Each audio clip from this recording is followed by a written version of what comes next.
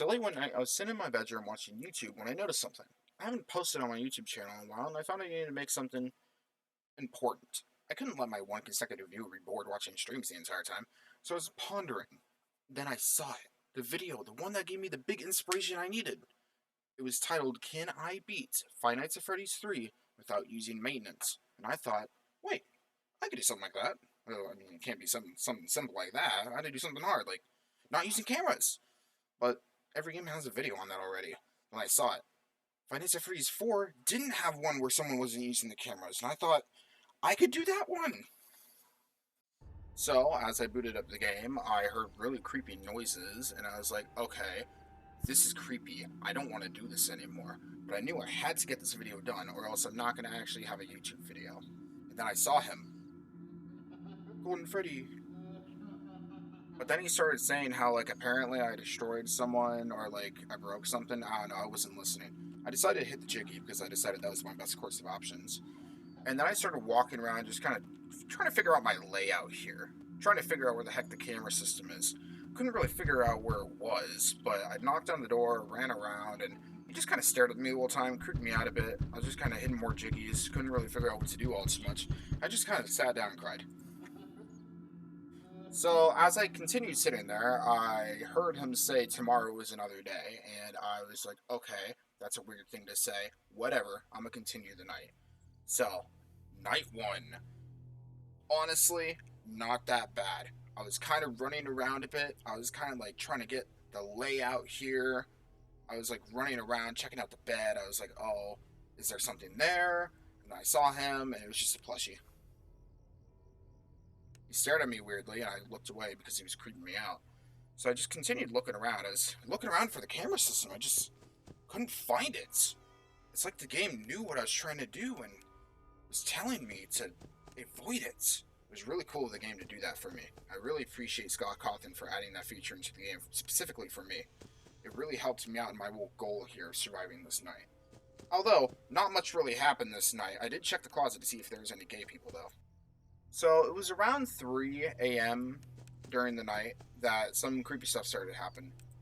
I saw this weird Freddy plushie thing appear on the bed.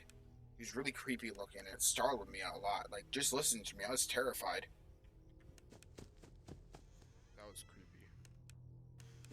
So after that really creepy jump scare that terrified my socks off of me, it was practically like 6 in the morning, so it was on to the little mini games.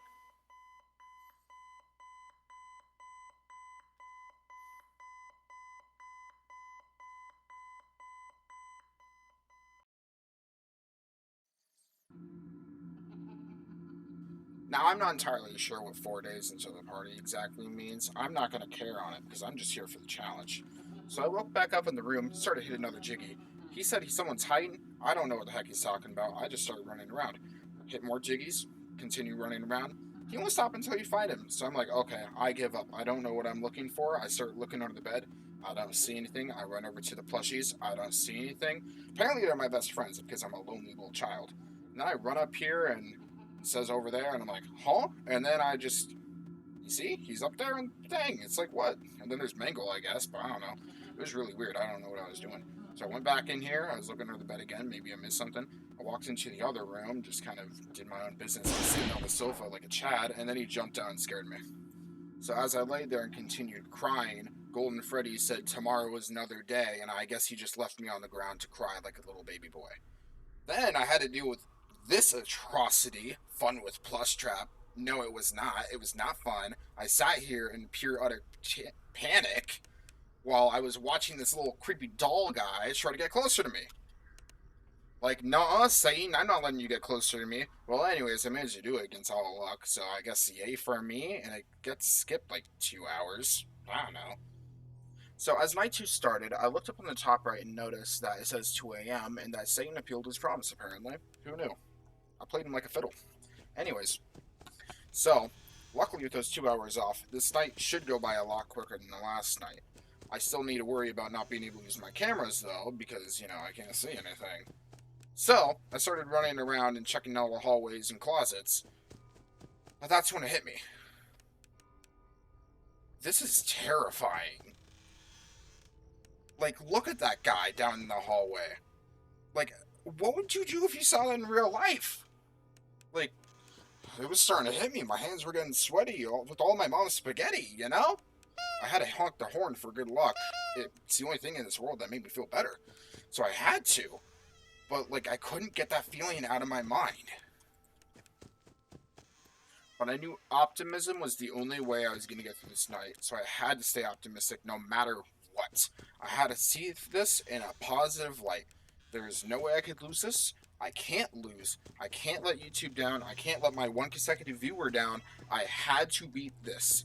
I had to beat this challenge. I couldn't lose. I just couldn't. Too much was riding on me to lose this challenge. But I had a thought. Night 2 really... It's really never that bad in any of the games, really.